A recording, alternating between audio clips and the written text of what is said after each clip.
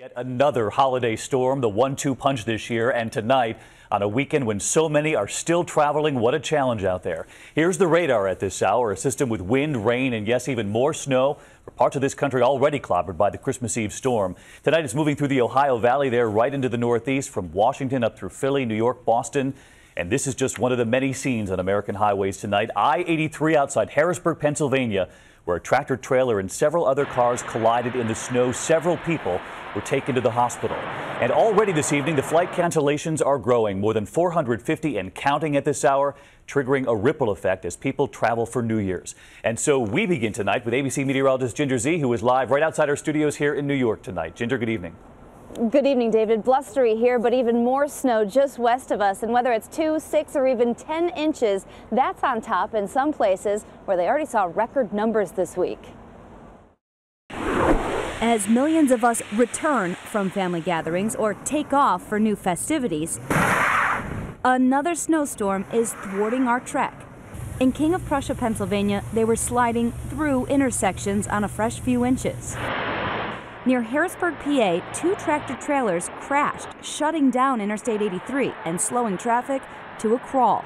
Thanks to the snowy mess, the speed limit on about 300 miles of the Pennsylvania Turnpike was shaved to 45 miles per hour.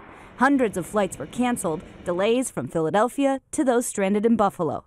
And the shopping trip to return that ugly sweater? Not so easy in Scranton, Pennsylvania.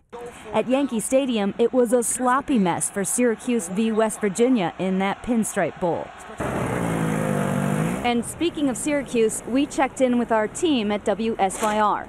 Here in Syracuse, another winter blast today, giving us no break from all of this snow.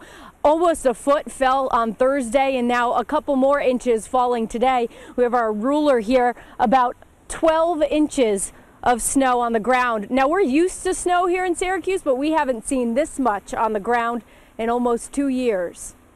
But for so many, the snow is more than welcome on their week off. Like Maggie, a pup in New Berlin, New York, where they have so much you can hardly see her. At least the puppy is happy tonight. Ginger's back with us now. You mentioned more than a foot in some places already, so how much are we adding on top of that?